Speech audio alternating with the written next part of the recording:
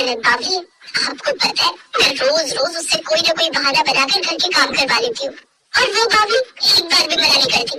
अब आज सुबह की बात है, मैंने उसे बोला कि सुंदरी मेरी कमर में दर्द हो रहा है, जरा सबका खाना बना दे। तो पता है माँ वो बेवकूफ क्या बोली, ठीक है भाभी पहले मैं खाना बना देती हूँ, उसके बाद आपकी कमर की मालिश भी कर दूंगी।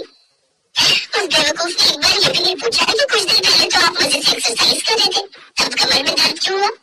अरे वाह, फिर तो तेरे मजे है ससुराल में।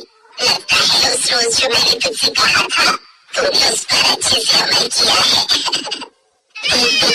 ससुराल में खुश रहना है तो उसका एक ही फंडा है, अपने सास ससुर को अपने कब्जे में रखना।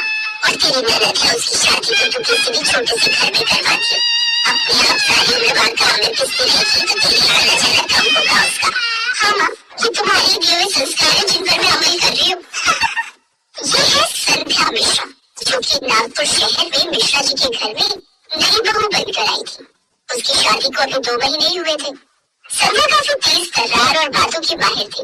उसके ससुराल में उसकी सास निर्मला, ससुर रामदीन, पति विशाल और एक ननद सुंदरी रहती थी। ऐसे एक रोज रात को, इसे इतनी भड़के नहीं है, ये इस वक्त रात को हमारे कमरे में क्या कर रही है? भाभी वो मैं ये आपके लिए काजू बादाम डालकर दूध लाई थी, सुबह आपकी कमर में दर्द था ना। ओहो अच्छा बाहर टेबल पर रख दो। सुंदरी अपनी भाभी को दूध देकर चली जाती है।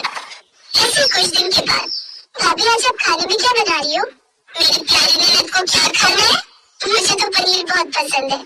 अच्छा ऐसा करो, पहले तुम मसाला काट कर रख लो और उसके बाद आटा लगा देना, फिर सलाद भी काट लेना।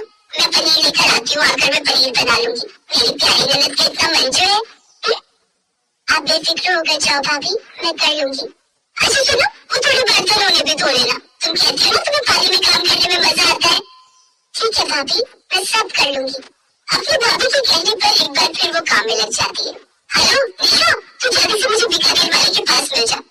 आज कोई गप्पा पार्टी करते हैं, उसके बाद पिज्जा भी खाएंगे, बड़े दिन हो गए खाए हुए। अच्छा ठीक है, मैं आती हूँ। घर पर बेचारी ननद कामकाज में लगी हुई थी तो वही उसकी चालाक भाभी अपनी सहेली के साथ मजे से गोलगप्पे के बाद पिज्जा एंजॉय कर रही थी। काफी देर तक अपनी सहेली के साथ गप्पे मारने के बाद वो घर लौट जाती है, लेकिन इन सब में वो पनीर लाना भूल जाती है। भाभी आ गई आप, काफी वक्त लग गया। हाँ वो पास वाली दुकान बंद थी ना, तो काफी दूर जाना पड़ा पनीर लेने, लेकिन वो तो वहाँ भी खत्म हो गया था।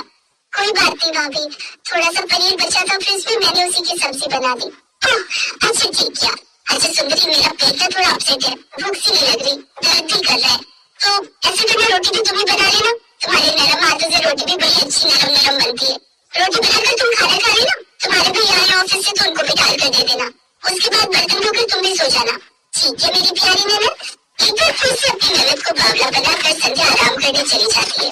2 दिन बाद उसके सास ससुर भी लौट आते हैं। लीजिए माँ जी, बाबूजी आपके लिए शरबत, गर्मी में आते हुए थक गए होंगे ना। ला बहू, सचमुच तो ना बड़ी अच्छी है। हाँ हमें खुशी है कि हमें इतनी अच्छी और संस्कारी बहू मिली। ये तो मेरा भी सौभाग्य है कि मुझे इतना अच्छा ससुराल मिला। इसी तरह संध्या उन्हें अपने जाल में फंसाती रहती। अगले दिन, ये बहू ये सूट तेरी मासी सास ने तेरे लिए भिजवाया है और ये वाला सुंदरी तेरे लिए। इस ननद का सूट तो मेरे सूट से कितना अच्छा है, कढ़ाई और रंग भी कितना प्यारा है। एक काम करती हूँ, इस भाभी के साथ फिर से कोई नाटक करके इसका ये सूट हथिया लेती हूँ। अब संध्या एक और चाल चलती है, वो अपनी ननद के कमरे में जाती है। भाभी आप यहाँ, कुछ चाहिए था क्या? वो सुंदरी, मैं कह रही थी कि ये वाला रंग तुम पर बड़ा खिलेगा और ऐसा रंग तुम्हारे पास है भी नहीं ना, तो इसे तुम रख लो। सच में भाभी, ये वाला रंग मुझ पर खिलेगा? ठीक है फिर इसे मैं ही रख लेती हूँ, आप ये वाला ले लीजिए। संध्या खुशी खुशी वो सूट लेकर वहाँ से चली जाती है। वैसे भाभी ननद होने का भी अलग ही मजा है, जितना मर्जी फायदा उठा लो, भाभी को कुछ समझ ही नहीं आता। ऐसे दिन बीतते ही और एक रोज, सुमित्रा अपनी सुंदरी अब बड़ी हो गई है, मेरा दोस्त है ना, उसके लिए एक रिश्ता भेजा है, कल लड़के वाले उसे देखने आने वाले हैं। क्या सचमुच बेटियां कितनी जल्दी बड़ी हो जाती है पता ही नहीं चलता। अभी तो लड़के वाले उनके घर आते हैं तो संध्या सोचती है, अगर ये बावली लड़के वालों को पसंद आ गई तो फिर मेरा क्या होगा? घर का काम तो आधे से ज्यादा मैं इससे करवा लेती हूँ। नहीं, अभी कुछ महीने और ऐश ले लेती हूँ, इसके लिए मुझे इसका रिश्ता तोड़वाना होगा। लड़के वाले आते हैं तो संध्या जानबूझकर अपनी ननद का भारी भरकम सा मेकअप कर देती है। कुछ देर बाद वो चाय लेकर आती है। वाह भाई, ये लड़की तो बड़ी सुंदर है, लेकिन इसने मेकअप कुछ ज्यादा ही पोता हुआ है। पहले इसको बोलो ये मेकअप हटा कर है, हम इसकी असली सुंदरता देखना चाहते हैं। अरे लेकिन ये क्या बात हुई बहन जी, अब लड़की है, थोड़ा बहुत तो सजेगी ही ना। हाँ लेकिन लड़की तो सही लगी है, वो क्या है ना, हमारे पड़ोस में भी ऐसे हुआ था। लड़की देखने गए तो वो ढेर सारा मेकअप पोत कर आ गई, सबने उसे पसंद कर लिया, लेकिन जब ब्याह कर आई तो सब उसकी असलियत देख हैरान थे। अब आंटी जी इतना कह रही है तो सुंदरी का मुंह धुलवा ही देते हैं ना माँ जी, ताकि इनको भी तो पता चले कि अपनी सुंदरी असल में कितनी सुंदर है। संध्या जबरदस्ती अपनी ननद का चेहरा धुलवा कर ले आती है, जिसे देख लड़के वाले हैरान रह जाते हैं। सुंदरी के चेहरे पर कई सारे दाने उभर आए थे। दरअसल ये सारा प्लान संध्या का ही था। उसी ने जानबूझकर एक्सपायरी मेकअप अपनी ननद के चेहरे पर लगाया था और लड़के वाले को फोन पर अनजान नंबर से उसी ने मैसेज डाला था कि लड़की के चेहरे पर खूब सारे दाग धब्बे हैं, इसलिए उससे चेहरा बिना मेकअप के देख कर आए। सुंदरी के चेहरे पर इतने सारे दाग धब्बे देख वो हैरान रह जाते हैं। देखा बहन जी, आप तो बड़ा कह रही थी कि आपकी बेटी जान का टुकड़ा है, लेकिन आपके इस जान पर तो कितने सारे दाग धब्बे हैं। चलो जी हमें करनी है शादी। नहीं बहन जी, अचानक सुंदरी के चेहरे पर इतने धब्बे। लड़के वाले वहाँ से चले जाते हैं और संध्या बड़ी खुश होती है। फाइनली अब मेरी बाबी ननद सही रहकर इस घर के काम करेगी। आज तो मेरा प्लान काम कर गया। कुछ दिन बाद पड़ोस में एक शादी होती है जहाँ वो सभी जाते हैं, लेकिन कुछ देर बाद ही वहाँ हलचल मच जाती है। अरे किसी ने दुल्हन के सोने के कंगन चुरा लिए।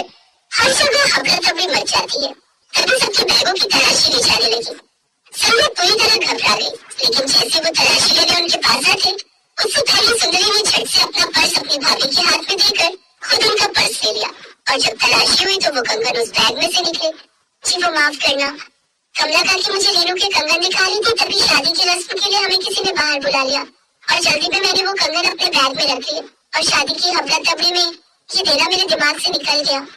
सुंदरी का स्वभाव सभी जानते थे, इसलिए सबने उसकी बात मान ली। संध्या को अपनी गलती पर बड़ा पछतावा हो रहा था।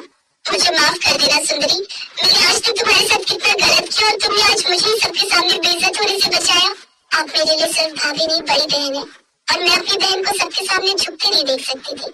मैं आज तक वो हर काम मुस्कुरा कर करती रही जो आपने बोला। आपकी सब हरकतें मुझे समझ आती थी, यहाँ तक कि मेरा रिश्ता टूटने तक की बात भी मुझे पता है कि उसमें भी आपका ही हाथ था। लेकिन आपको और भैया का रिश्ता खराब ना हो, और माँ बाबूजी आपको इतना मानते हैं, साथ ही पड़ोसियों की नजरों में आप ना गिरो, इसलिए मैंने ये सब किया। भाभी मैं बावली नहीं हूँ, समझदार हूँ, लेकिन कई बार रिश्तों को जोड़े रखने के लिए बावला बनना पड़ता है। दरअसल वो कंगन संध्या ने चुराए थे, लेकिन सुंदरी ने उसे बचा लिया। अगले दिन संध्या की माँ का फोन उसे आता है। हेलो संध्या बेटी, तुमने उस बावली से उसकी हड्डी पर सही ले लिया या नहीं? माँ बेकार की बातें ना करके मेरे ससुराल वालों का हालचाल जानने के लिए फोन करो तो ही बेहतर होगा। ये कहकर संध्या फोन काट देती है। अब दोनों ननद भाभी का रिश्ता काफी मजबूत हो चुका था।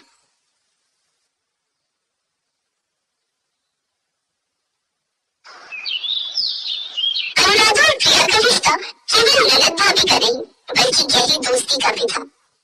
अनुराधा की शादी के थोड़े समय बाद ही प्रिया की भी शादी हो गई।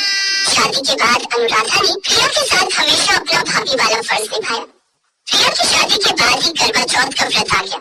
अनुराधा ने अपनी सास शारदा के साथ मिलकर प्रिया के करवा चौथ पर देने के लिए सारी तैयारियां की।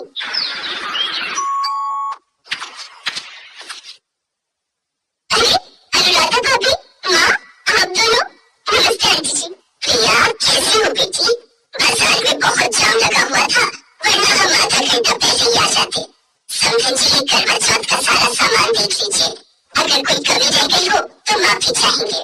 नहीं नहीं समझन जी, आप तो इतना सामान लेकर आए हैं, आइए बैठिए, इतना सब कुछ लाने की क्या जरूरत थी? प्रिया का पहला करवा चौथ है तो खास सामान तो लाना ही था। कमला पंडित जी ने शादी का मुहूर्त नवंबर में निकाला है, अब दिवाली के बाद शादी की तैयारी शुरू कर देना। यार सारी तैयारी तुम्हें करनी है, आखिर तुम्हारे देवर की शादी है। शादी की शॉपिंग भी अच्छी करना, अब दूल्हे की भाभी घर में सबसे अलग लगनी चाहिए। हाँ वैसे भी हमारे घर में आगे में शादी है, तो पूरे बहू तुम खूब बढ़िया तरीके से अपनी तैयारी करना। मेरी बेटी कितनी भाग्यशाली है जो उसे आपके जैसे सास ससुर, अनमोल जैसा पति और संदीप जैसा देवर मिला है। आंटी जी आपको और प्रिया को जो भी शॉपिंग करनी हो आप मुझे बता देना। मैंने अपनी शादी की शॉपिंग जहाँ से की थी ना, वो बहुत ही सही दाम पर कपड़ा लगाते हैं। मैं भी लहंगा तुम्हें वहीं से लूंगी जिस दुकान से आपने लिया था। आपका ब्राइडल लहंगा बहुत अच्छा था। ठीक है प्रिया, जब चलना हो बता देना। और फिर त्योहारों के बाद नवंबर में प्रिया अपने देवर संदीप की शादी की तैयारियों में बिजी हो गई। और उसकी सास जब भी शॉपिंग के लिए जाती तो अनुराधा को बुला लेती। अनुराधा उनकी शॉपिंग में बहुत हेल्प करती। कैश में 12,000 कम है, मैं तो अपना कार्ड भी दूसरे पर्स में भूल आई। मेरे फोन से भी पेमेंट नहीं जा रही, पता नहीं मेरे नेट को क्या हुआ है। अरे कोई बात नहीं बहू, मैं तो वैसे ये साड़ी हल्दी के लिए देख रही थी, कुछ और पहन लूंगी। अब इतनी दूर बार बार आया नहीं जाएगा। पता नहीं स्कैन भी नहीं हो रहा, बार बार पेमेंट फेल आ रहा है। माँ आपकी हल्दी की साड़ी कहीं वापस न करनी पड़े। नहीं नहीं आंटी जी, वापस क्यों करनी पड़ेगी, मेरे अकाउंट में पैसे हैं, मैं पेमेंट कर देती हूँ। थैंक यू भाभी, थैंक यू सो मच। प्रिया की सास उस समय बहुत खुश होती है। उस समय अनुराधा ने प्रिया के दिल में एक अलग जगह बना ली थी। आज अनुराधा की वजह से ही प्रिया के ससुराल में उसका और भी ज्यादा सम्मान हो रहा था। शादी का दिन आ जाता है। शादी के लिए अनुराधा अपना ब्राइडल लहंगा ही पहनने वाली थी, क्योंकि उसे पता था कि आगे तो उसे कहीं पहनना नहीं है। तो प्रिया के देवर की शादी के बहाने वो एक बार और अपना लहंगा पहन लेगी। अनुराधा का ब्राइडल लहंगा बहुत ही सुंदर था। शादी के समय उसके लहंगे की सबने बहुत तारीफ की थी। इस वजह से प्रिया ने भी उसी शॉप से अपने देवर की शादी के लिए लहंगा खरीदा था। हमारी बहू प्रिया शादी में बहुत सुंदर लगने वाली है। अनुराधा ने तुम्हें लहंगा बहुत अच्छा दिलवाया है बहू।